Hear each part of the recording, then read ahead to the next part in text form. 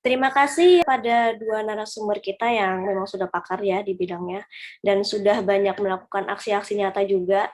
Kita-kita yang hadir di sini mungkin ada yang juga sudah berpengalaman ataupun belum gitu ya, bahkan masih baru mungkin berniat untuk terjun ke masyarakat, memberi dampak langsung kepada para anak-anak yang memang membutuhkan. Dan bagi kepada teman-teman yang baru saja hadir, saya mengucapkan selamat datang ya. Tadi kita sudah melakukan paparan dari kedua narasumber kita, Ibu Mujiati dan Ibu Ernanti. Ibu Mujiati tadi memaparkan tentang materi bagaimana membekali anak supaya terhindar dari kekerasan. Di situ ada bagaimana kekerasan itu bentuk-bentuknya seperti apa, contohnya bagaimana, faktornya apa, tantangan yang dihadapinya seperti apa. Dan kemudian dari Bu Ernanti tadi juga sudah disampaikan bahwa bila terlanjur, sebenarnya ada aksi-aksi yang bisa dilakukan untuk sesegera mungkin bisa melaporkan dan menindaklanjuti kekerasan itu sendiri. Begitu. Kita akan tanya jawab ya. Untuk Ibu Ernanti dan Ibu Muji, begitu banyaknya kasus-kasus yang sudah ada dan sudah banyak kita lihat. Dan sangat mirisnya ternyata justru sebagian besar berada di keluarga dan di institusi pendidikan, di mana seharusnya anak-anak merasa aman di dalamnya.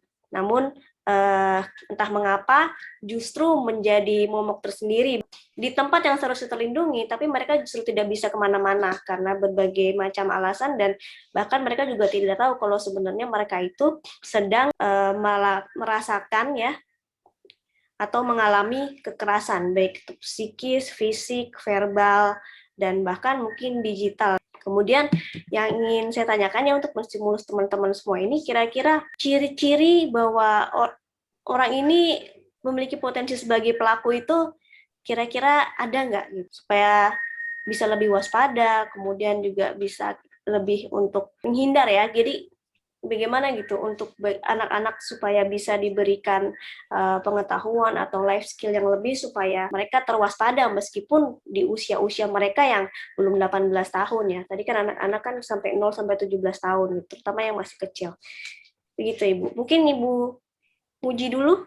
Ya, saya kira yang disampaikan Mbak Wulan tadi memang itu fakta ya. Jadi kalau kita bicara potensial untuk jadi pelaku, saya kira siapapun bisa potensi, termasuk juga korban gitu. Tapi permasalahannya kan bagaimana tadi faktor-faktor penyebabnya itu kan tadi kan banyak. Jadi yang di keluarga itu karena memang wawasannya, karena mungkin ekonominya, lingkungannya itu. Nah, jadi kalau istilahnya di itu ada tadinya mungkin tidak berniat, tapi kemudian katakanlah mungkin seksual gitu ya, yang paling ekstrim nih ya, seksual gitu, nggak berniat, tapi karena kemudian kondisinya tuh sepi, terus dia juga memang lagi kesepian juga gitu, terus ada sepi lagi tuh, udahlah ada mungkin anak perempuan tuh lewat itu tuh yang menjadi kesempatan. Jadi sebetulnya mungkin tidak disengaja, tapi kesempatan itu tuh karena kesepinya. Nah, sepinya tuh mungkin juga ditambah mungkin, nah ini menjadi ya sangat penting suasana nih, katakanlah kita di tempat umum gitu, udah suasananya sepi, kemudian juga remang-remang atau bahkan mungkin gelap gitu, kemudian ya itu ada kesempatan, jadi ada niat, ada kesempatan, ini kalau istilahnya kalau dihukum tuh ya itulah berpotensi. Tapi memang kembali kepada tadi, jadi saya kira ini modal dari berangkat dari rumah tangga itu menjadi penting ya. Jadi faktor keimanan, jadi faktor agama tadi, faktor mungkin apa ya, apa tanaman-tanaman menanamkan kasih sayang sejak di rumah tangga itu menjadi penting. Jadi artinya adalah kekuatan untuk bahwa bagaimana kita bisa menghormati kepada sesamanya, ini menjadi penting. Jadi saya kira ini kalau pelaku ini kan bukan hanya anak, orang masanya kan pelaku dewasa kan banyak gitu. Jadi ini jadi faktor kejadiannya itu ada kesempatan, ada niat, ada kesempatan. Gitu. Kemudian faktor suasananya nih makanya tadi menjadi sangat penting, sarana prasarana, juga mungkin pengetahuan agama, ini menanamkan jiwa-jiwa agama ini menjadi penting, dan kepedulian sosial ini menjadi sangat penting. Jadi supaya kalau udah suasana tapi kemudian orang cuek sekali, jadi faktornya itu banyak sekali untuk bisa dia tidak, katakanlah mungkin potensi ada tapi karena lingkungan sangat peduli, sangat apa ya, sangat dijaga lah, itu suasana itu kan akan kelihatan. Jadi orang menjadi kemudian mundur untuk melakukan satu kejahatan tadi. Nah sebaliknya katakanlah ketika kasus di mana tuh yang JIS itu dulu terjadi, itu kan ternyata karena apa sih, kamar kecil yang terlalu jauh gitu ya. Jadi ternyata itu tadi, itu satu hal bahwa ketika ini tempat juga berjauhan gitu, itu kemudian tidak ada pengawas. Jadi potensi untuk melakukannya tuh ada gitu. Kesempatan untuk melakukannya. Jadi makanya sekarang di sekolah-sekolah juga kalau bisa, meskipun itu kamar kecil itu kalau bisa yang dekat dengan lalu lalang orang ya, artinya orang bisa melihat untuk bisa mengawasinya langsung atau tidak langsung, ini menjadi penting sekali. Jadi saya kira ini faktornya itu banyak untuk menjadi ini.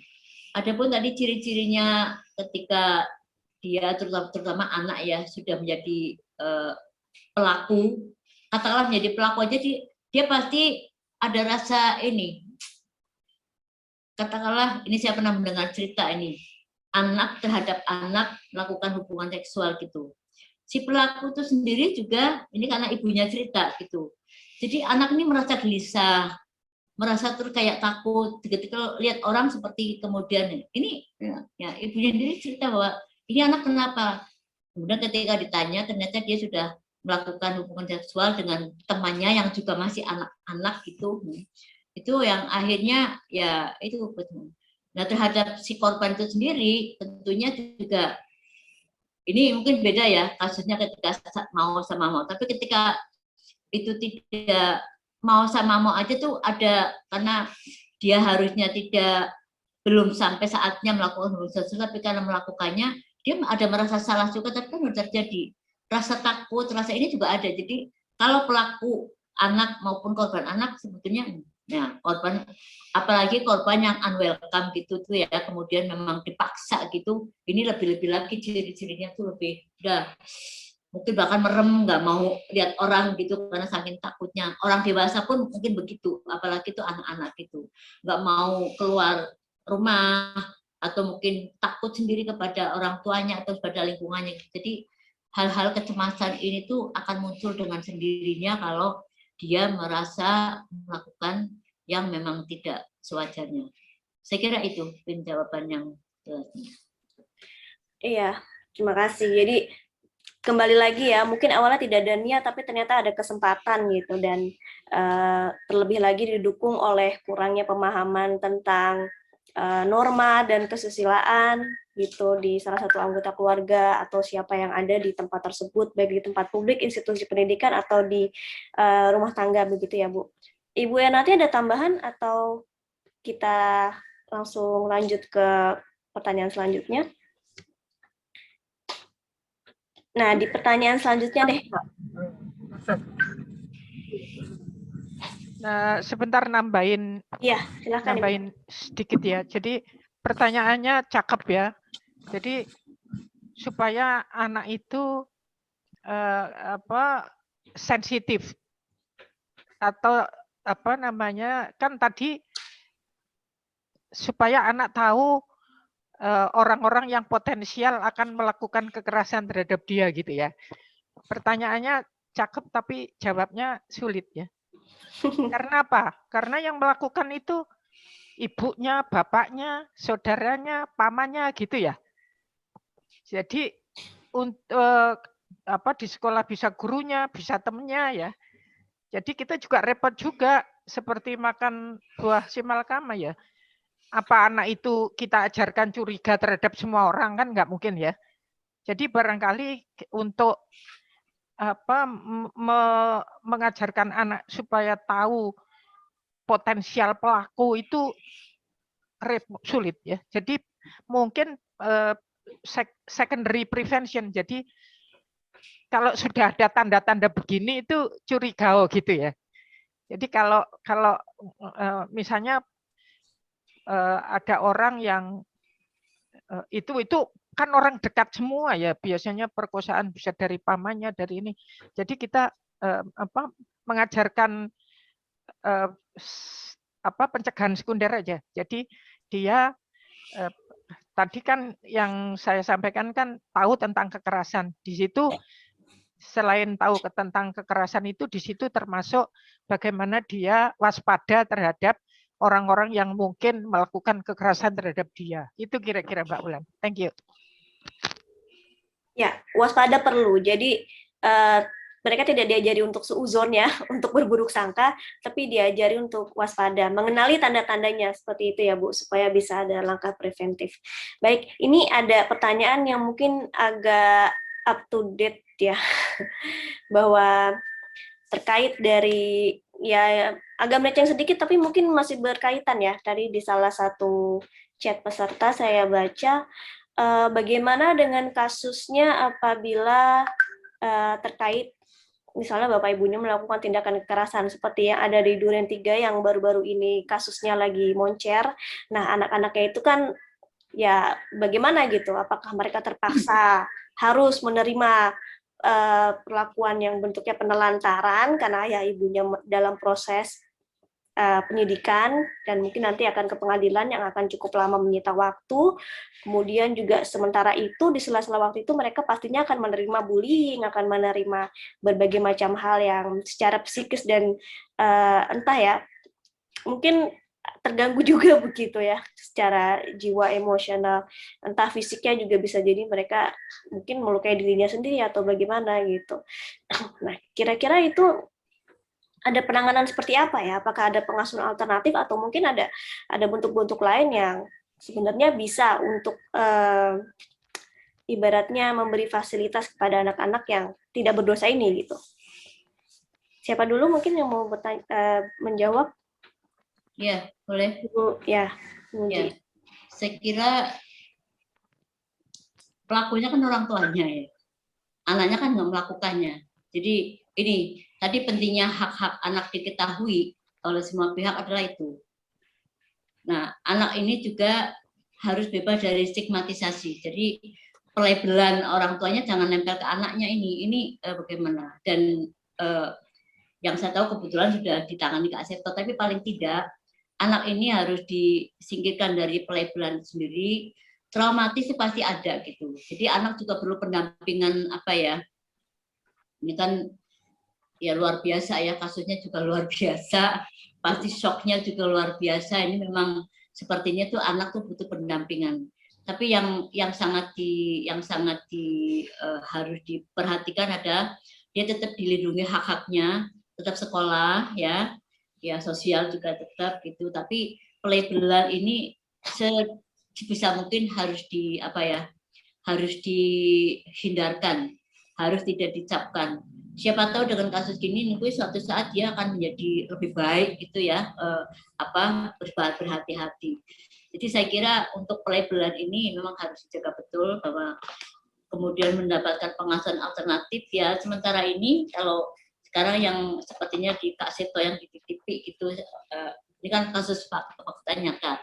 Saya kira Kak Seto juga pastinya akan lebih bijaksana lah untuk bisa melakukan bagaimana pemunahan ini. Mungkin Bu nanti bisa nambahin. Ya. Jadi kalau kasus Sambo ini ya, kasus ini itu berarti kan, jadi setiap anak itu kan harus ada yang mengasuh ya. Setiap anak harus ada yang mengasuh, itu aturan dari konvensi maupun aturan dari undang-undang kita. Nah, kalau pengasuh utama tentu orang tuanya. Kalau orang tuanya itu tidak mungkin melakukan, misalnya orang tuanya sakit jiwa atau mabuk-mabuk atau ini mengalami ini, itu anak itu diasuh kepada yang pertama itu keluarga, Mbak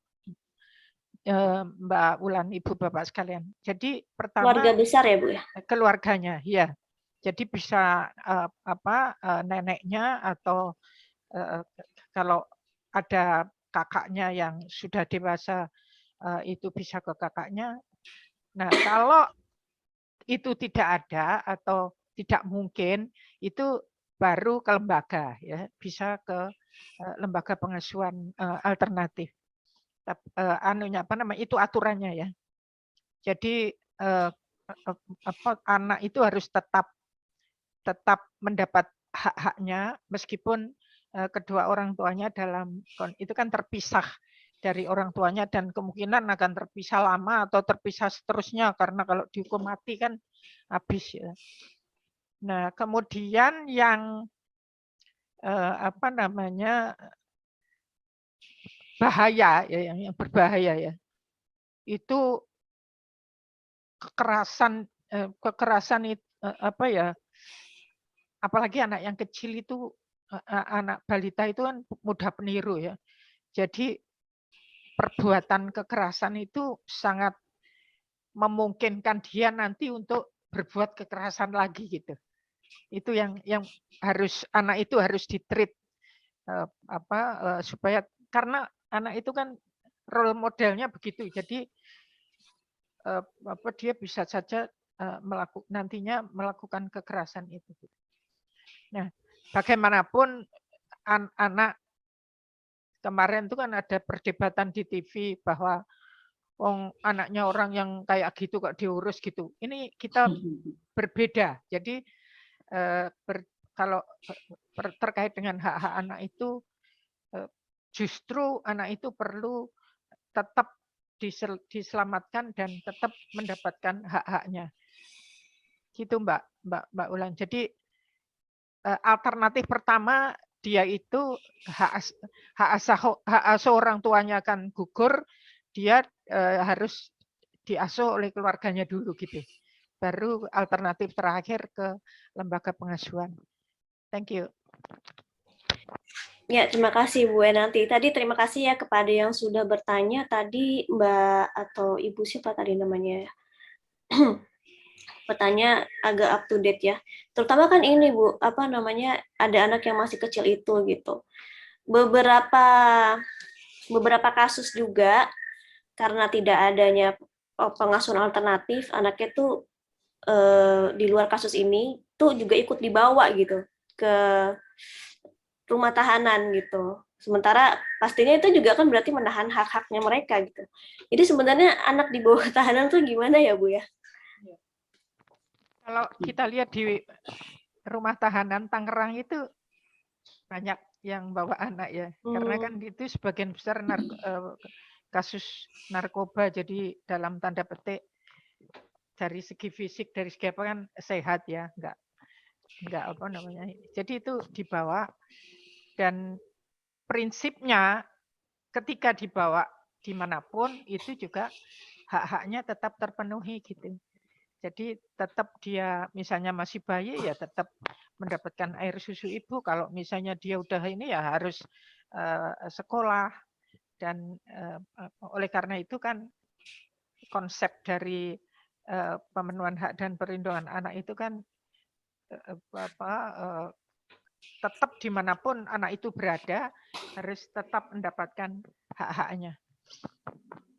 Nggak apa-apa sebenarnya dibawa, kayak lucu juga gitu loh di Tangerang itu kan malah yang ngomong banyak, yang mengasuh teman-temannya banyak. Tapi ya itu pasti beda ininya ya.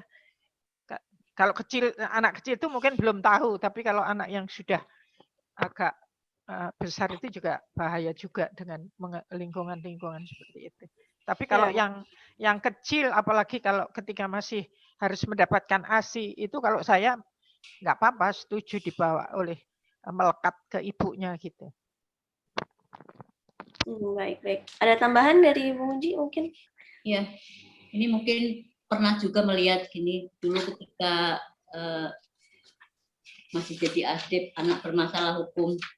Jadi kemudian ke rutan wanita gitu, dan memang ada ibu atau tahanan wanita yang membawa anak itu.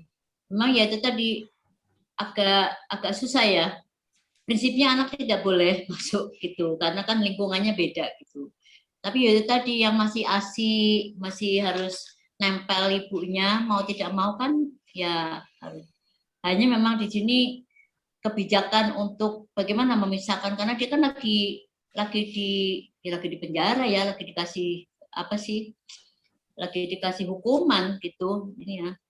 Tapi kan anaknya harusnya tidak terlabelisasi tadi tuh, ini memang agak susah memisahkannya. Harusnya mungkin ada ruang khusus atau untuk anaknya itu sendiri. Nah, masalahnya ini kan juga menyangkut apa ya, sarana prasarana ini kan juga harus didukung oleh membangun tempatnya sendiri. Ini yang saya belum pernah melihat apa ya, rutan wanita yang kemudian harus ada babynya di bawah. Terpaksa tidurnya di situ. Apalagi kalau di Medan itu dulu yang saya lihat itu penuh banget. Namanya rutan tuh penuh banget. Jadi untuk tidur aja mungkin bergantian gitu. Jadi ya ini memang juga di satu sisi memang untuk pemenuhan, tapi di sisi lain juga gimana ya untuk bisa membangun pemasyarakatan atau lembaga pemasyarakatan itu yang bisa responsif itu terhadap, terutama kalau ada anak-anak. Sebaliknya kalau anak-anak itu sendiri di penjara pun ya ini memang itu ada apa ya, ada konstruksi bangunan yang khusus itu anak-anak itu meskipun itu ditempatkan di penjara, ini dalam arti pelaku ya, anak-anak yang pelaku itu juga harus bisa, dia tetap harus mendapatkan pendidikan. Tempatnya pun juga harus tidak berjeruji tinggi gitu. Tapi ya ini sepertinya masih belum semua lapas anak atau lembaga masyarakat, lembaga pendidikan istilahnya ya, itu yang sesuai dengan hak-hak anak itu sendiri. Ini yang pernah saya lihat itu di dalam di dalam lapangan. Ya, jadi begitu ya untuk Ibu atau Mbak nih, Ika saya. Tapi memang menurut saya ya, kalau bisa jangan dibawa, kecuali kalau yang masih menyusui gitu aja udah. Kalau yang lain sebaiknya ya tadi hak asuhnya diserahkan kepada keluarganya gitu. Tidak dibawa ke ini, kalau enggak ya bisa ke lembaga pengasuhan. Jadi modal mandir gitu dibawa ini. Ya, itu kan kasuistis ya, memang tidak ada yang menginginkan hal itu terjadi dan tidak ada juga yang bisa menduga gitu. Tari. Jadi rusak. Bentar, maaf. Kenapa juga? Ada yang terbuka lagi. Baik, sudah cukup. Jadi begitu ya Bapak Ibu, bahwa sebaiknya memang karena rumah tahanan itu memang bukan tempat bertumbuh kembang yang baik untuk anak, maka dari itu diperlukan adanya suatu konsolidasi lebih baik di antara tempat si pelaku berada gitu, maksudnya orang tuanya seandainya memiliki kasus, dan juga konsolidasi kepada keluarga besarnya itu sendiri, karena bagaimanapun hak anak itu tetap nomor satu. Dia tidak berhak untuk menerima apa bentuk dampak dari hal-hal yang tidak dilakukannya, seperti itu. Kemudian dia ada lagi yang bilang mungkin ini kasuistis aja sih, tapi kalau dilaporin kadang pihak berwajib mengacuhkan gitu. Ini mungkin udah fenomena ya. Saya kurang paham juga. Kira-kira kalau kayak begitu, tadi kan ada beberapa banyak lembaga ya Bu ya, yang bisa dilaporkan untuk hal-hal seperti itu. Tapi bagaimana kalau misalnya kurang responsif nih, yang dimintai perlindungan gitu? Apalagi yang bisa kita lakukan? Action yang seperti apa gitu? Seandainya satu tempat gagal untuk dilakukan pelaporan. Ibu masih di mute, maaf. Saya pernah mengalami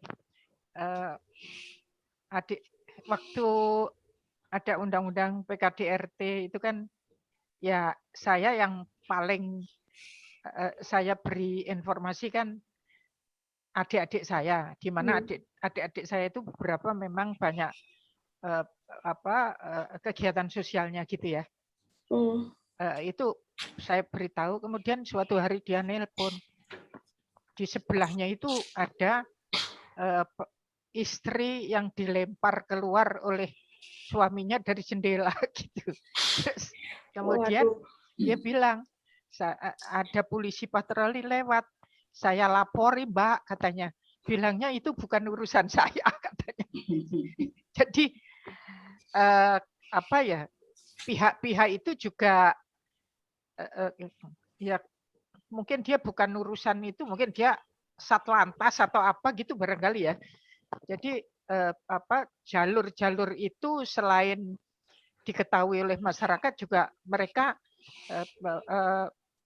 kalau dulu sih ada pelatihan-pelatihan kayak kita ya, waktu ada belum pensiun itu ada berbagai sosialisasi itu ya, sehingga kemudian muncul ada unit-unit di kepolisian, kemudian timbul berbagai, kalau dia itu tuh barangkali juga perlu Mbak Ulan, jadi perlu sosialisasi juga ya.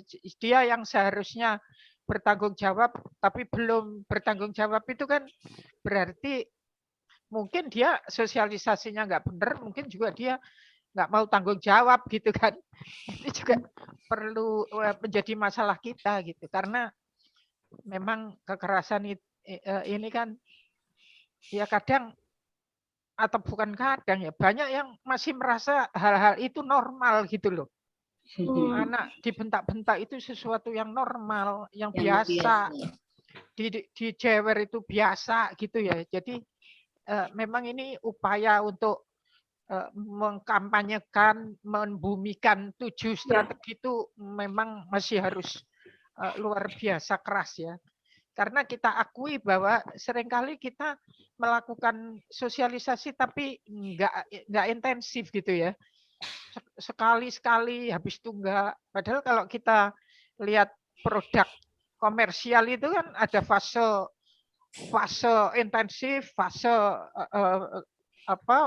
biasa, terus naik lagi kan gitu.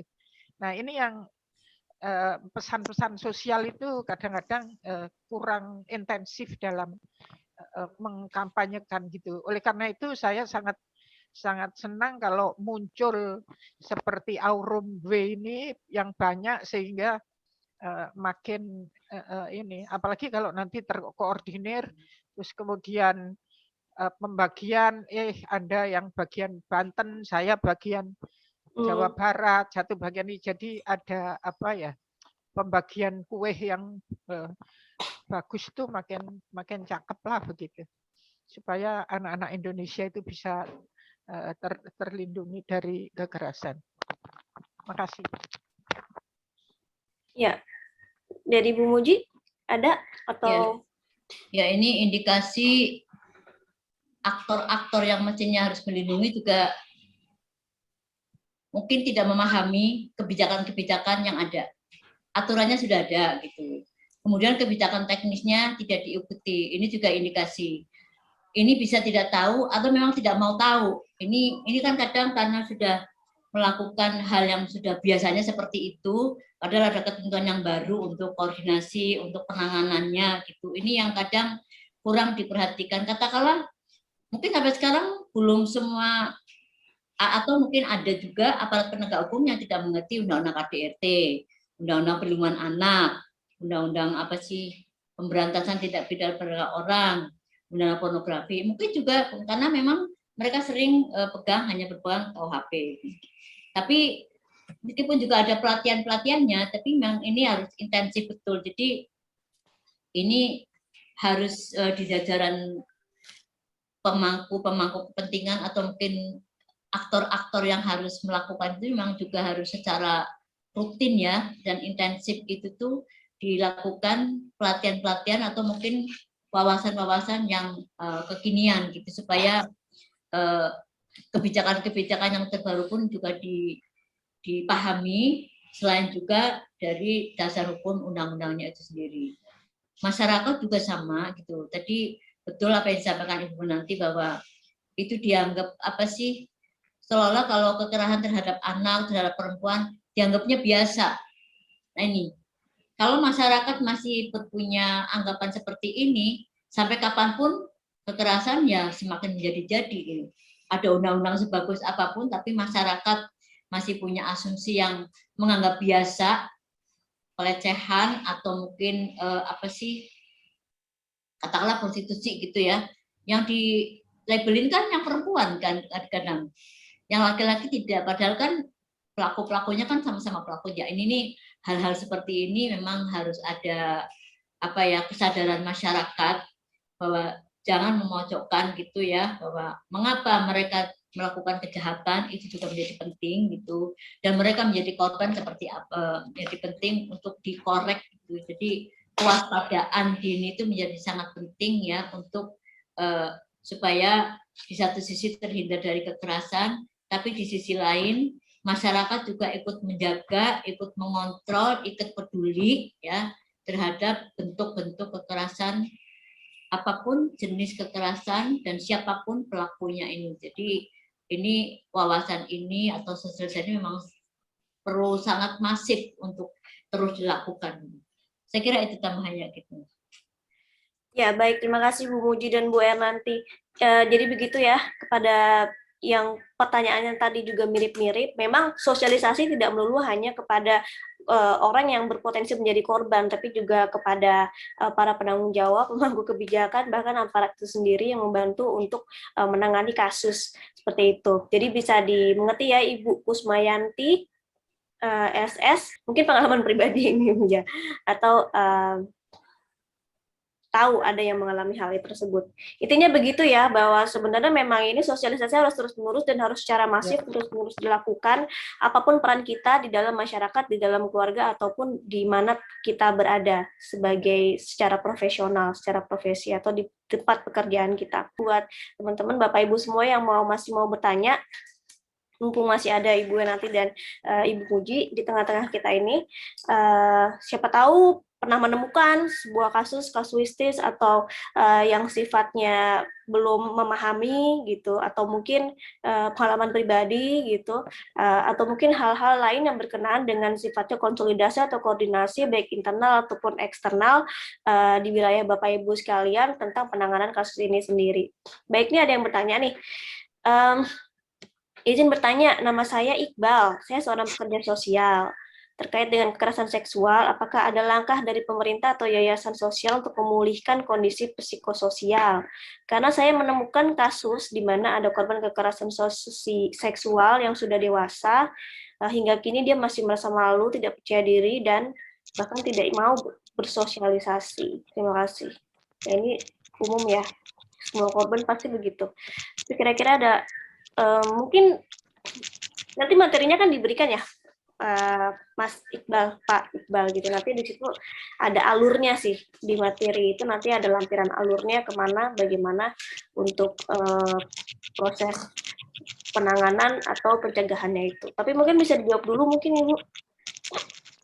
Kira-kira Kalau yang langkah dari ditanyakan, pemerintah atau yayasan sosial yang sudah dilakukan kurang lebihnya. kalau yang ditanyakan Mas Iqbal tadi, jawabannya P2TP2A, Mbak Ulan. P2TP2A. Iya, jadi itu yang menangani, mendampingi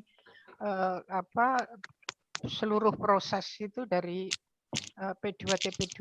Nanti di situ ada yang menangani psikososial, ada yang jadi pelayanan untuk korban itu komprehensif terintegrasi judulnya. Jadi mulai dari kesehatannya sampai bantuan hukum yang itu dalam satu alur gitu. Jadi ya terintegrasi gitu. Jadi memang lama. Jadi penyembuhannya itu kalau trauma psikologis itu kan lama banget, yaitu bisa ke puskesmas, psikiater. Tapi kalau yang biasanya kalau sudah awal ditangani oleh P2TP2 itu ditangani sampai tuntas, sampai sembuh. Sampai tuntas begitu, Mas Iqbal. Bagi yang belum paham, P2TP2 itu adalah Pusat Pelayanan Terpadu Pemberdayaan Perempuan dan Anak yang tersebar di seluruh wilayah Indonesia ya. Linknya, daftarnya, daftar telepon dan alamatnya itu ada di link Kementerian Pemberdayaan Perempuan, karena itu di bawahnya langsung Kementerian Pemberdayaan Perempuan, begitu ya Bu ya. Di slide-nya Ibu nanti sudah disematkan linknya gitu, jadi mungkin nanti bisa diketikkan, kemudian di situ akan nanti muncul daftar alamat P2TP2A, Pusat Pelayanan Terpadu Perlindungan Perempuan dan Anak gitu. Mereka sudah koordinasi dengan rumah sakit, koordinasi dengan kepolisian gitu, jadi dalam satu kegiatan yang terintegrasi. Kalau yang lintas provinsi, lintas negara itu ditangani oleh Kementerian Pemberdayaan Perempuan dan Perlindungan Anak. Oh, lintas negara juga bisa ya? Ya kalau perdagangan orang itu ya, kan trafficking, benar. Negara. Ya, sesi dibuka kembali, jangan khawatir ya, nanti materi tetap akan diberikan. Kemudian sertifikat juga. Terus sekarang puas-puasin deh nanya seperti itu. Jika belum ada pertanyaan, saya nanya deh. Kira-kira kapan ya? Kapan dan nilai-nilai apa yang tepat untuk diberikan kepada anak-anak tentang potensi dan bahayanya kekerasan. Karena kalau anak kecil kan mungkin nilai-nilai itu abstrak ya buat mereka gitu. Beda dengan kalau misalnya menanamkan bahaya potensi kekerasan terhadap anak itu kepada anak yang sudah agak sedikit remaja gitu. Namun kira-kira baiknya tuh kapan gitu? Ya, Dari mulai dia bisa sedini mungkin ya. Itu yang paling utama adalah kan di keluarga gitu. Jadi itu yang tadi pengetahuan dari ayah ibunya, betul harus ada sinkronisasi di dalam membimbing anak itu. Jadi hal-hal yang kecil itu tuh harus kecil dalam arti yang positif, katakanlah untuk kasih sayang, untuk menghormati orang lain, untuk menghargai yang lebih tua, untuk bisa menghargai atau menyayangi. Ini yang hal kecil tuh perlu diberikan gitu. Dan saya pernah mendapatkan info dulu ketika di Australia bahwa anak itu kalau sejak kecil dalam arti nalarnya sudah mulai muncul gitu ya, itu tuh dia harus diperkenalkan dengan siapa orang tuanya, siapa temannya, siapa saudara-saudaranya. Maksudnya tuh supaya kalau ada apa-apa tuh dia kenal, satu sisi kenal gitu ya. Tapi kalau perlu juga gitu jika dia bisa kenal dengan siapa sih yang kalau dia sakit kemana gitu ya, ke dokter atau mungkin ke perawat gitu, itu juga perlu diperkenalkan. Kemudian kalau sudah mungkin agak gede dikit itu juga tadi teman, keluarga ya, orang tua sudah pasti gitu. Kemudian guru, kalau dia TK kan udah mulai kenal nih, diperkenalkan dengan gurunya. Jadi ini penting supaya kalau ada sesuatu dan dia merasa bahwa itu lebih tua, lebih dewasa gitu tuh layak untuk dilapori gitu ya, kalau ada hal yang tidak pas gitu. Dan lebih ini lagi adalah dia juga diperlukan dengan aparat penegak hukum atau mungkin tidak. Jadi sepertinya ada 5 hal yang sangat penting gitu ya. Jadi anak diperkenalkan siapa orang tuanya, itu sudah wajib gitu ya. Dalam arti memang orang tuanya ada. Soalnya kalau meninggal dia mungkin siapa yang walinya gitu tuh atau diasuh siapa gitu tuh penting. Siapa keluarganya, siapa temannya itu menjadi penting supaya nanti anak itu tidak ketinggalan atau mungkin tidak tidak vakum mengenai referensi untuk yang dia harus dicurhati. Jadi makanya mengajak sosialisasi anak dari sedini mungkin itu menjadi penting sekali. Saya kira itu untuk misalnya, dan tentunya nilai-nilai kebaikan tadi yang baik nilai agama, nilai sosial, nilai yang ini tentunya sesuai dengan kapasitasnya gitu. Sesuai dengan perkembangan atau tumbuh kembang anak itu sendiri. Saya kira itu. Saya setuju Bu Muji dan memang harus begitu. Jadi membangun sikap, karakter, watak anak itu harus dimulai sejak dini ya. Dimulai sejak dini. Tentu saja tergantung usianya ya. Kalau sejak dini itu bisa misalnya dengan dongeng ya, dengan dongeng, dengan kalau misalnya diomongin belum begitu kan dengan contoh, dengan teladan, dengan dongeng, dengan pembiasaan ya. Nah kemudian juga kalau sudah agak dewasa itu tentu dengan diberitahu ya kata-kata.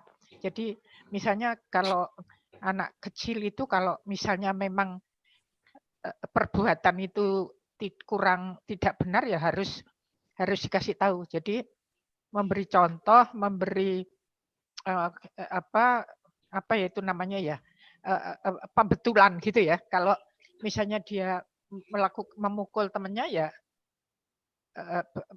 harus dinyatakan bahwa itu nggak benar gitu ya. Bukan kok lucu gitu, nggak.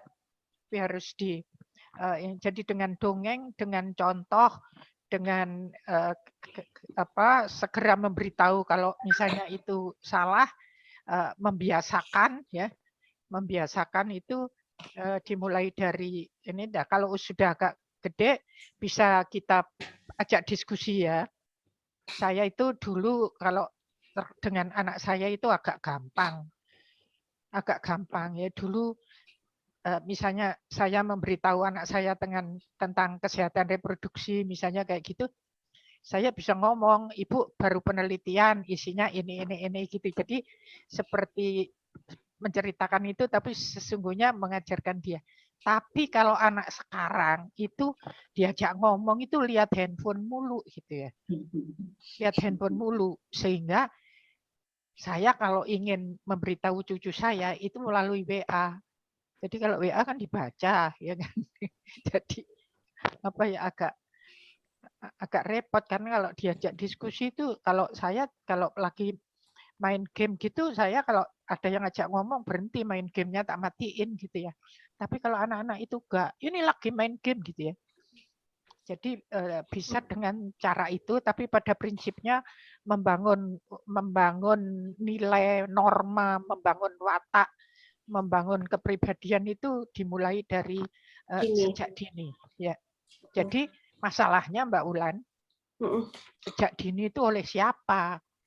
Kan oleh orang tuanya. Ya, orang tuanya juga harus paham. Itu kalau di kota yang melek teknologi, itu bisa buka aplikasi. Banyak aplikasi-aplikasi yang berupa games untuk bagaimana membangun nilai-nilai pada anak dini ya. Banyak games. Tapi kalau yang belum melek teknologi itu yang banyak risiko terjadinya kekerasan. Oleh karena itu, menurut saya, itu yang paling penting untuk didorong berkaitan dengan menumbuh kembangkan anak, itu pelatihan pranikah. Pelatihan pranikah itu kalau misalnya Aurumwe mau mengintervensi, itu sangat perlu dicek modulnya, kurikulumnya, apakah dia sudah, itu kan komunikasi dalam keluarga dan sebagainya. Bagaimana menumbuh kembangkan atau memberikan life skill education untuk anak itu bisa terintegrasi pada itu, karena nggak ada lain jalannya.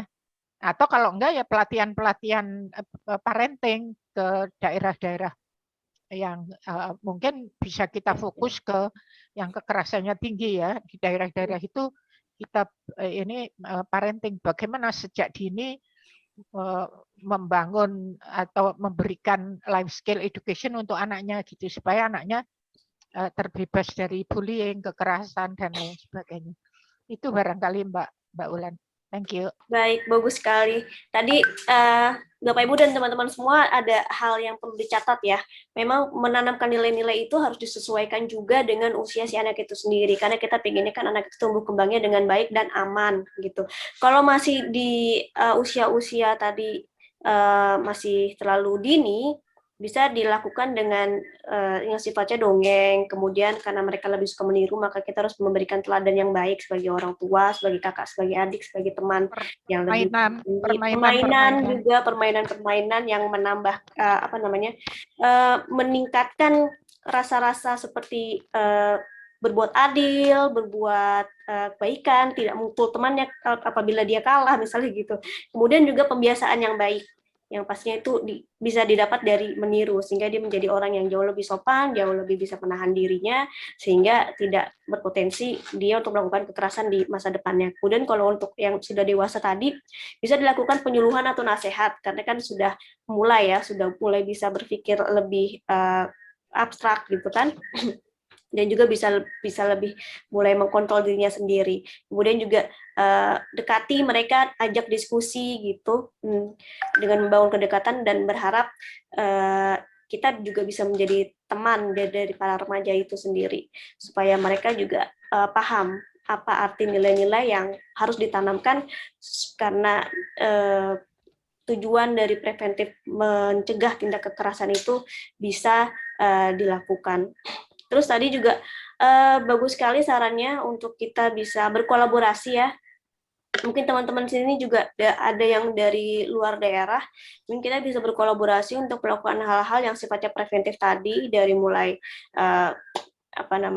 buat penyuluhan dan sosialisasi dia pranikah sampai bentuk parenting, atau mungkin di sana ada banyak anak-anak yang mengalami kekerasan seksual dengan data-data yang tinggi dibandingkan daerah-daerah yang sebelumnya. Yuk kita bareng-bareng, kalau mau jadi volunteer juga silahkan, kalau mau bareng-bareng saling integrasi antar program dengan lembaga teman-teman yang sudah ada juga silahkan gitu. Silahkan hubungi kami alumni atau juga para narasumber ini.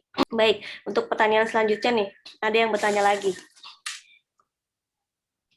Yang lain silahkan bertanya ya, boleh loh, nggak cuma bertanya via chat itu boleh, bisa raise hand, bisa nanti kita bukakan juga videonya.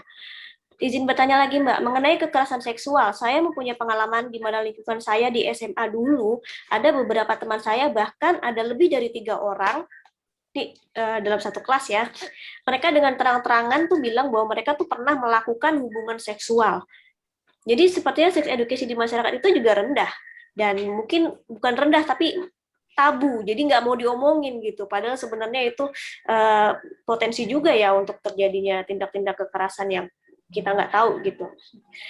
Di masyarakat tuh seolah ada nilai di mana membahas mengenai seks itu nggak layak untuk dilakukan. Pengetahuan hal tersebut tuh bagaimana? Mohon penjelasannya. Ya. Nah, Ibu nanti dulu, nanti Ibu Uji.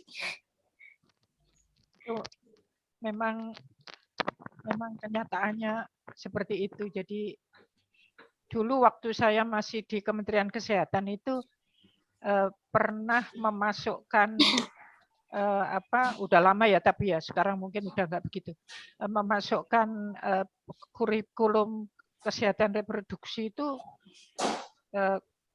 ternyata tidak berjalan ya, ternyata tidak berjalan karena apa? Gurunya itu nggak enak mau ngomongin waktu itu. Jadi itu tidak hanya di sini, waktu saya kemana ya itu, kalau nggak salah di Meksiko itu juga begitu. Jadi memberikan edukasi kespro kepada anak-anak remaja itu nggak semudah itu. Jadi ngomongnya aja nggak enak gitu ya. Tapi dan juga pernah ada kajian ya, ini juga sudah agak lama itu, anak-anak laki-laki penggembala kambing itu kalau melampiaskan seksualnya itu ke kambing.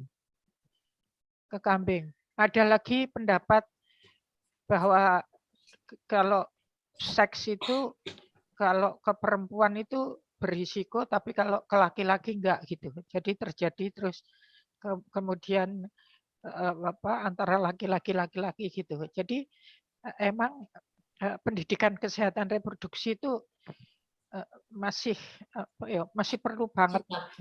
Nah, ini tadi juga ada berita bahwa banyak mahasiswa di Bandung kalau nggak salah ya HIV itu seksual atau intravenous drug user, itu saya belum baca secara. Jadi terus juga ada anak SMP yang udah mau ngelahirin tapi tidak tahu bahwa kalau itu hamil gitu ya. Jadi memang pendidikan kesehatan reproduksi itu harus jadi ini menjadi ladang juga barangkali Mbak Wulan bagi kita sebagai masyarakat yang ingin itu. Jadi ini juga ya pusing juga kalau mikirin, karena sebenarnya kalau di kurikulumnya itu ada, tapi kadang-kadang nggak diomongin gitu, jadi itu dilewati gitu. Kita udah lama sih membuatkan kurikulum kespro di pendidikan, bahkan dulu pernah juga Kementerian Kesehatan tuh membuat itu dengan model-model games gitu waktu itu, tapi ya itu tidak intensif dan tidak berkesinambungan masalahnya.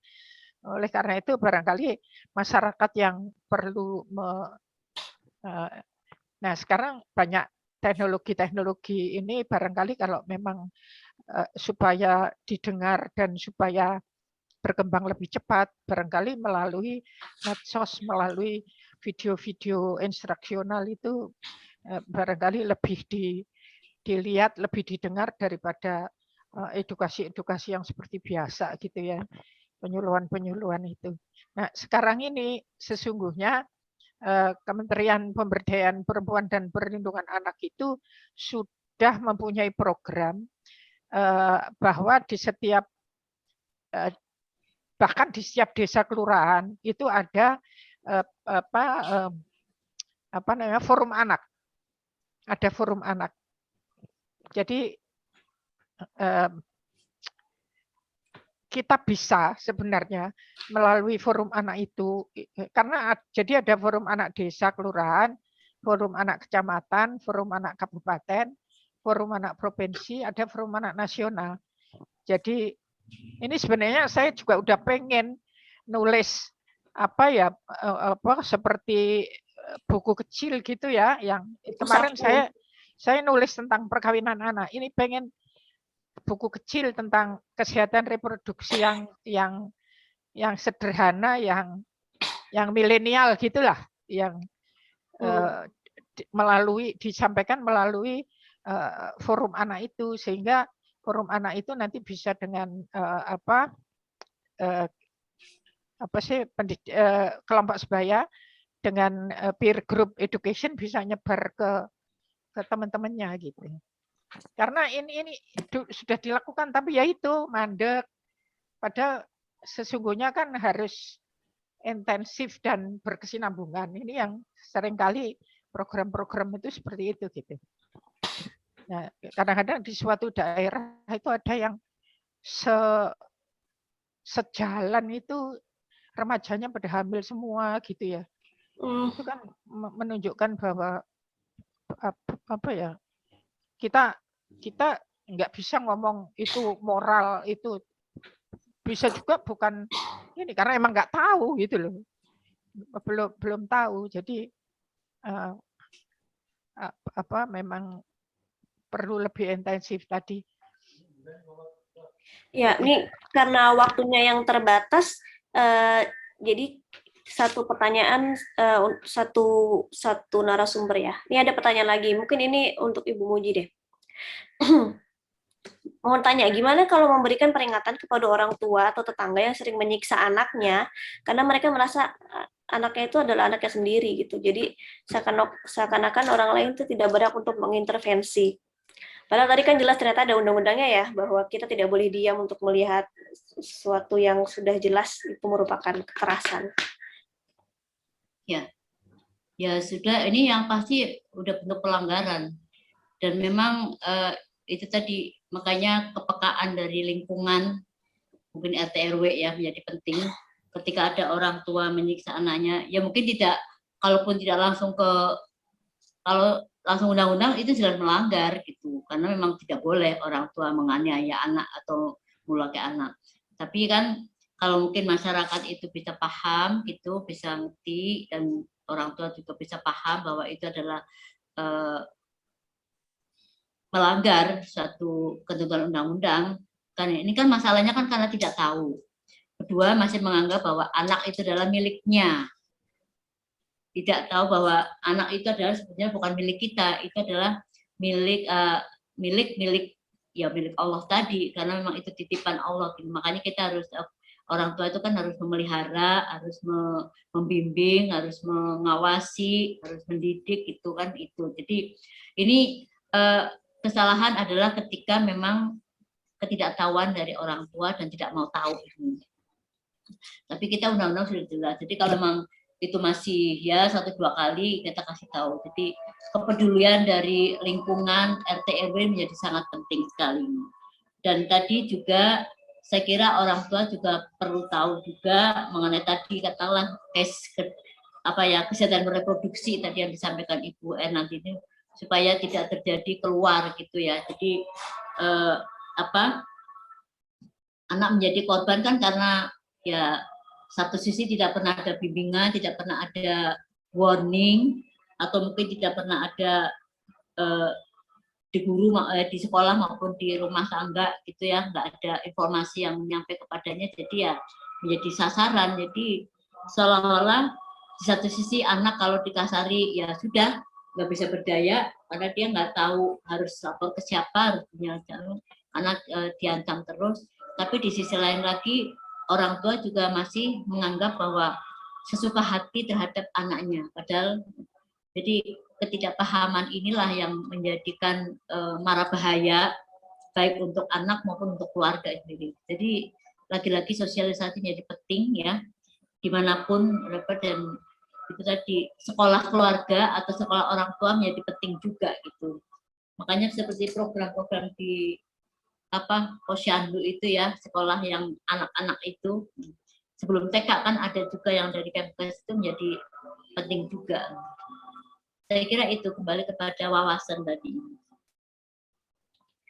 Mungkin ini untuk Bu Ernanti, kalau Bu Ernanti ada, terkait kekerasan terhadap anak, khususnya kekerasan seksual, kepada pelaku itu kan ada yang sudah sering kita dengar tuh ada 3 ya, hukumannya, sanksinya. Pertama di penjara, kedua dikebiri katanya, dan ketiga ini yang mungkin agak gimana ya, kekeluargaan. Kira-kira gimana itu, Bu? Baiknya itu pelaku kekerasan itu ditindak seperti apa ya, Bu ya? Ada yang bertanya begitu. Bu Uji itu yang jawab proses hukumnya itu, bukan aku. Ini kan sudah terlanjur terjadi gitu, dia seorang pelaku. Ya, boleh siapa Itu saja kan yang proses hukumnya. Iya. Boleh saya jawab? Silakan nanti, Bu. Yang pasti hukumannya sudah ada. Artinya sanksi di dalam undang-undang perlindungan itu sudah ada. Tapi saya nanti mungkin Bu nanti bisa nambahin. Untuk yang kekeluargaan, ya saya hanya ingat aja ketika Nabi itu ada pemaaf gitu. Cuma itu kan sebetulnya kan pidana. Itu kan sebetulnya masuk pidana. Nah. Tapi ketika mau sama-sama menerima, hanya kalau sering dilakukan secara kekeluargaan, akhirnya tuh kembali lagi menjadi kekerasan seksual menjadi hal yang biasa. Karena sudah ditangani secara keluargaan, jadi sebetulnya itu tidak cukup pidana. Adapun yang kebiri ini memang sudah ada nih. Tapi pelaksana untuk melakukan kebiri ini yang informasinya para dokter yang belum mau melaksanakan gitu. Jadi saya juga belum pernah dengar yang sudah dikebiri itu di mana gitu. Ya, saya belum. Mungkin Bu Ernanti pernah ini dengar yang kalau di penjara sih memang ada gitu. Jadi memang ancaman hukumannya memang ditentukan di dalam undang-undang itu sendiri gitu. Tergantung klasifikasi atau mungkin unsur-unsur yang mengenai pidana kekerasan seksual itu sendiri. Iya, Ibu Ernanti mau menambahkan terkait Oke. Yang kebiri mungkin. Oke. Yang kebiri itu sudah ada di beberapa daerah, keputusannya yang info yang saya dapat sudah ada di beberapa daerah yang keputusannya sudah itu, tetapi belum ada yang dieksekusi. Nah, itu tadi. Eksekusi ini yang katanya pada tidak mau. Aturannya sudah ada ya. Iya, udah, tapi eksekusinya. Nah, tentang kekeluargaan, memang di dalam Undang-Undang PKDRT itu juga salah satu tugas masyarakat kiri kanan itu kalau terjadi kekerasan dalam rumah tangga itu yang pertama kan mencegah supaya itu tidak menjadi tindak pidana. Jadi kekeluargaan itu emang merupakan tahap awal sebenarnya. Jadi bisa saja kekeluargaan, oleh karena apalagi seringkali yang memperkosa itu kan pamannya, kakeknya, kadang bapaknya sendiri gitu kan, sehingga akhirnya keputusannya perdamaian kekeluargaan gitu ya. Itu fakta-fakta di lapangan memang begitu kenyataannya. Kalau kebiri itu sebenarnya juga pro dan kontra, tapi undang-undangnya udah jelas itu. Dan kalau nggak salah waktu itu, sekarang nggak tahu berapa ya, beberapa waktu yang lalu itu udah ada 4 kasus yang udah diputuskan kebiri tapi belum dieksekusi ya. Itu gitu. Barangkali Mbak, kalau mengenai proses hukum itu ya kan apa terkait dengan apa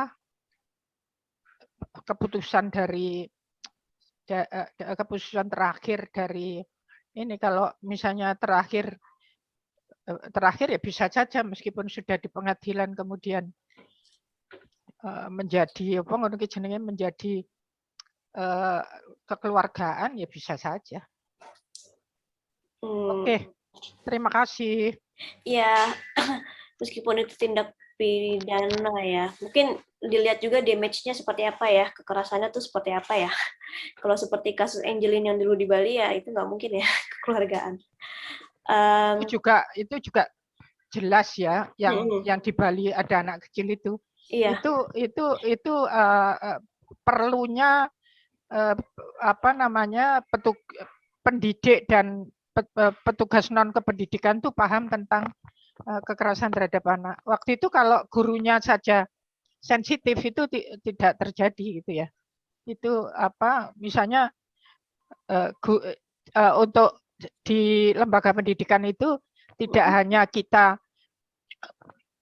memberikan apa namanya ini supaya guru dan tenaga non kependidikan itu tidak melakukan kekerasan, tapi penting juga dia waspada apabila ada anak yang nampak mengalami kekerasan. Misalnya pagi-pagi datang anaknya pada luka-luka itu, mestinya ditanya luka itu kenapa, yang kayak begitu gitu ya.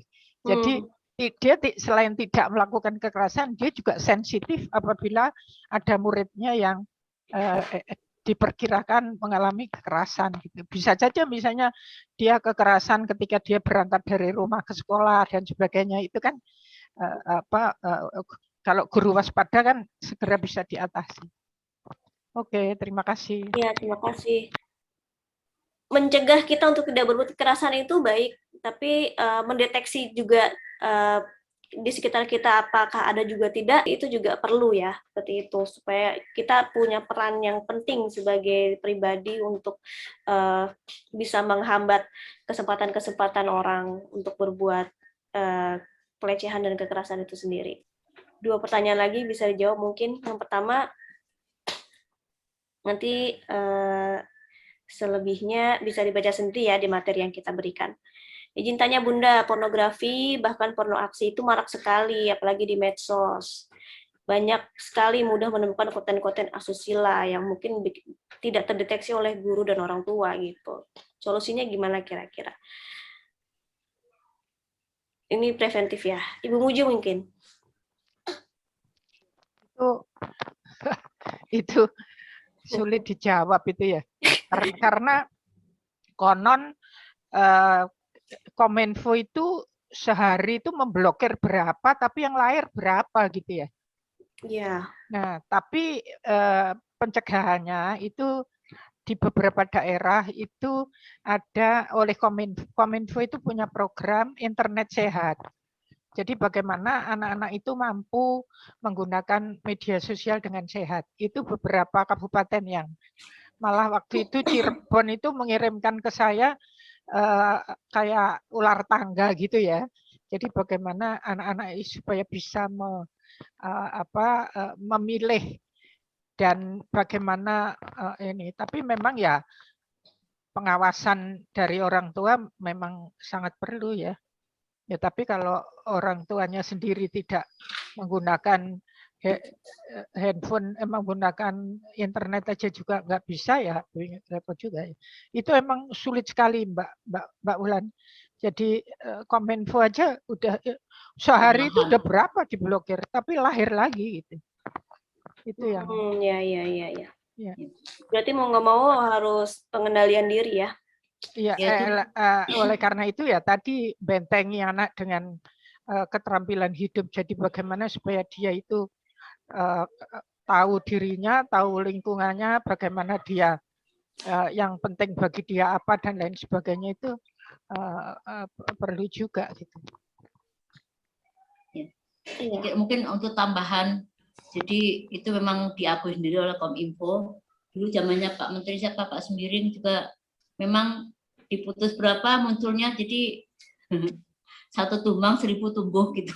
Jadi memang sulit dan mati satu tumbuh 1000. iya, perkembangan teknologi itu kan juga nggak bisa dicegah, apalagi kalau memang ini menyangkut apa sih istilahnya sinyalnya gitu ya.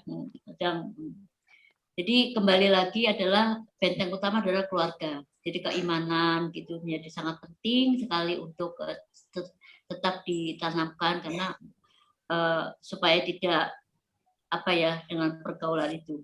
Dan tadi mungkin kompensasinya untuk tidak pegang gadget atau pegang HP itu memang harus ada life skill atau mungkin hobi, kembangkan hobi yang lain yang bisa ya misalnya olahraga atau seni gitu tuh saya kira menjadi kompensasi yang menjadi bagus ya supaya tidak ketergantungan dengan informasi yang dari HP aja, jadi nggak pasif tapi bagaimana dia menumbuhkan aktivitas yang secara badan ya, badan itu artinya keluar gitu, jadi supaya dia tidak terpengaruh dengan pornografi karena memang kenyataannya sulit. Jadi faktor pergaulan, faktor lingkungan ini memang menjadi sangat penting, tapi kalau mereka juga tidak diwaspadai, tidak dibatasi gitu ya, karena tidak ada gerakan-gerakan yang apa ya masif ya. Jadi perlu ada gerakan-gerakan untuk masyarakat peduli terhadap bahayanya pornografi, pornoaksi itu penting. Jadi kembali lagi ya, tadi ada pengendalian yang ini lagi-lagi parenting menjadi sangat penting dan keimanan menjadi sangat penting juga untuk mengendalikan diri, tidak melihat atau mungkin tidak melakukannya. Bisa juga barangkali mengintervensi melalui forum anak tadi Mbak Ulan. Jadi melalui apa namanya peer group education. Pengen aku peer nulis education. Itu tapi masih belum aja ya. Nulis sederhana gitu untuk anak-anak forum anak itu. Ya Bu, kita bantu Bu. Jadi begitu ya tadi yang bertanya tentang masalah pornografi, pornoaksi dan cyberbullying itu karena memang sebenarnya terdeteksi karena kan itu ada di digital ya, tapi kan terdeteksinya kan bukan preventifnya tapi udah kejadiannya gitu. Karena kalau sudah di-post ya sudah nggak bisa lagi dibuang, sudah terlanjur, udah banyak orang yang mengakses, sudah banyak orang yang melihat dan sudah kadung terdapat kekerasan di situ. Beberapa daerah itu membuat kayak semacam aplikasi itu yang bisa barang itu enggak masuk gitu. Program itu enggak masuk. Gitu ada. Salah satu daerah itu namanya program Kupu apa-apa. Jadi di daerah itu enggak bisa masuk ke situ gitu. Tapi ya belum semua ya, ada beberapa kabupaten yang sudah punya itu. Jadi mereka sudah punya sensor untuk kan terkait dengan program Kota Layak Anak itu Mbak Ulan dan Ibu Bapak sekalian, itu beberapa daerah sudah memfilter masuknya itu gitu. Jadi caranya kalau mau menghilangkan nggak mungkin, jadi mencegah supaya nggak masuk di wilayah tertentu itu. Atau mungkin lembaganya memberi sanksi ya. Jadi ini ada pengalaman. Ada dulu saya di mana di luar negeri nih ya, di suatu pendidikan gitu, short course gitu 3 bulan gitu. Nah kan peserta ada cowok cewek gitu. Nah teman yang cowok ini pada saat kita di perpustakaan itu tuh nonton yang pornografi gitu tuh ya. Masalahnya tuh kemudian tidak bisa dihapus. Ketika sudah keluar ya jalan terus gitulah. Nah ini rupanya ini dimonitor oleh perpustakaan itu sendiri. Jadi si A ini yang nonton itu besoknya dipanggil, ya kena marah lah, artinya tuh artinya di warning bahwa Anda sudah melanggar ini dan nonton itu info tentang pornografi ini. Jadi sepertinya ini mungkin di sekolah-sekolah menjadi penting ya ketika ada perpustakaan atau mungkin ada ketika ini bisa dimonitor ketika muatannya adalah sifatnya pornografi ini. Saya kira ini juga termasuk mengurangi hal-hal yang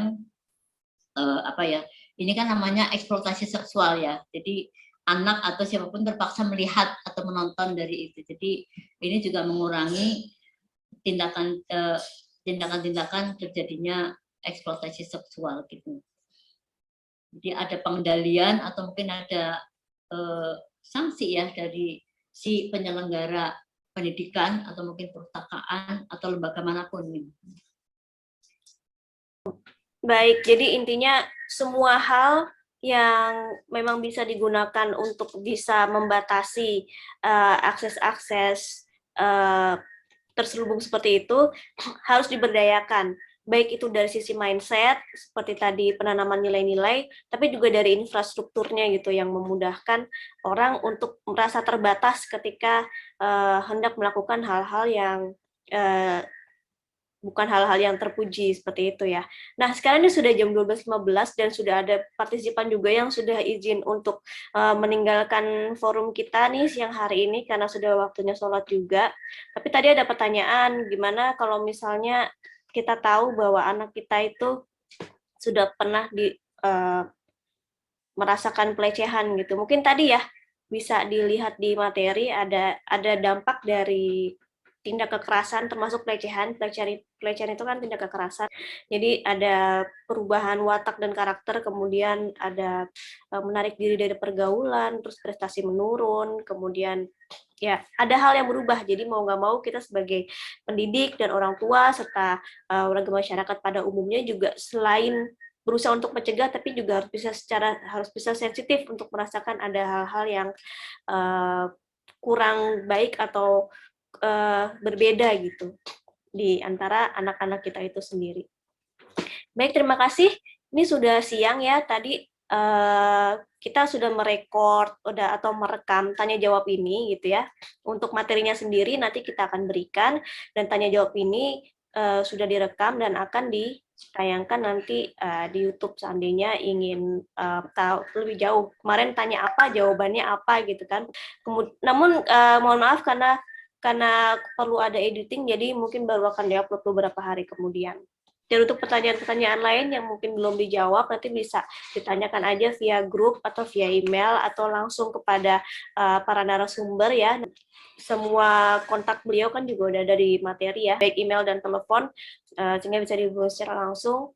Kemudian juga buat teman-teman yang ingin berkolaborasi, kami Aurum Way Foundation sangat menerima ya, open door, membuka pintu kami, dan terutama bagi teman-teman yang di daerah supaya kita bisa menjangkau lebih banyak lagi orang-orang yang mau berkontribusi positif untuk pendidikan, kemudian aksi-aksi sosial yang lebih nyata, apapun perannya, apakah guru, apakah pemangku kebijakan, ataukah volunteer, orang-orang biasa yang memang peduli dan ingin berkecimpung menambah amal kebaikan di tataran masyarakat, kita ambil peran itu bersama-sama. Yuk kita kolaborasi bareng-bareng supaya kita punya upaya-upaya tindak lanjut di mana generasi emas nanti pada tahun 2030 sampai dan 2045 itu nanti tercapai. Mudah-mudahan Indonesia menjadi lebih baik.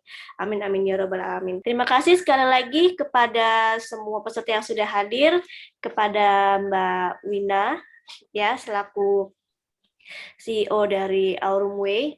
Terima kasih banyak. Atau mungkin ada kata-kata penutup dari Mbak Wina sebelum kita tutup forum kita pada siang ini. Silakan, Mbak Wina. Baik Mbak Wulan, terima kasih atas kesempatannya. Wahyurini juga Ibu Mujiati SH, terima kasih banyak telah memberikan pencerahan dan insight yang sangat luar biasa kepada kami, khususnya di Aurum Way, juga kepada para peserta. Kemudian kepada para peserta dan hadirin semua, saya mengajak teman-teman untuk kita lihat lagi materi yang disajikan oleh Dr. Ernanti dan Ibu Mujiati, terutama yang disampaikan oleh Dr. Ernanti mengenai 7 strategi nasional untuk mencapai lingkungan yang ramah anak. Lalu kita akan lihat di mana kita bisa masing-masing berkontribusi, di mana kita dengan kapasitas yang kita miliki, dengan semua keterbatasan yang kita punya, kita bisa menempatkan diri dan berkontribusi gitu. Karena anak-anak ini kita tidak bisa hanya memantau, bukan gitu, karena semua anak ini adalah tanggung jawab kita. Mereka nanti ada yang akan menjadi temannya anak-anak kita, gurunya anak-anak kita, atau mungkin bawahannya anak-anak kita. Kita kan pastinya sangat ingin agar anak-anak kita, keluarga kita itu dibersamai oleh orang-orang yang capable, yang punya karakter baik, gitu. Sehingga ini adalah usaha bersama kita untuk memajukan negara, dimulai dari dengan kita menyentuh dan peduli kepada lingkungan sekitar kita, lingkungan terdekat kita yang membutuhkan bantuan, gitu. Sehingga itu yang menjadi alasan kami pergi ke pelosok di Kabupaten Bogor dan kabupaten-kabupaten terdekat dari lokasi kami di Jakarta. Dan untuk teman-teman yang di luar daerah, mungkin yang ada di luar Pulau Jawa dan yang lain yang memiliki tempat-tempat di mana butuh perhatian, yuk kita bersinergi, silakan hubungi Aurume dan kita lihat apa yang bisa kita saling bantu, saling kontribusi. Itu aja Mbak Wulan yang mau saya sampaikan. Terima kasih atas kesempatannya. Sekali lagi Dr. Ernanti Wahyurini, juga Ibu Mujiati SH, terima kasih banyak atas kesempatan kali ini. Dan Mbak Wulan, apakah nanti ada series berikutnya dengan tema-tema terkait atau tema-tema yang akan kita kembangkan sesuai dengan kebutuhan dari masyarakat? Ya, sekaligus menutup ya, kita akan ada spoiler bahwa bagi teman-teman yang sudah hadir pada siang hari ini, kami apresiasi sangat gitu. Untuk kedepannya kita akan tetap terus membagi-bagikan informasi-informasi spesial ini dalam bentuk Zoom, dalam bentuk berkunjung langsung dan sebagainya. Nantinya pasti akan ada topik-topik menarik lagi, baik bersama para kolaborator kita, terutama narasumber yang sekarang hadir, untuk ada seri-seri selanjutan seperti tadi yang sudah dibahas. Mungkin tadi ada urusan bagaimana menikah, kemudian nanti ada juga bahasan-bahasan tentang khusus tentang kekerasan seksual, kemudian tentang pornografi, kemudian tentang hal lainnya yang lebih cepat tercapai kalau kita bersama-sama gitu sifatnya. Jadi saya mengajak teman-teman semua juga ya, kalau misalnya mau ada kontribut langsung atau ada hal-hal yang perlu dibahas lebih lanjut, yuk kita sama-sama lakukan supaya ada percepatan gitu, dan kita berperan di dalamnya gitu, berperan dalam kebaikan. Nah, terima kasih banyak sekali lagi, semoga bermanfaat siang hari ini. Akhirul kalam, wassalamualaikum warahmatullahi wabarakatuh. Salam asa pendidikan. Terima kasih, silakan Liv.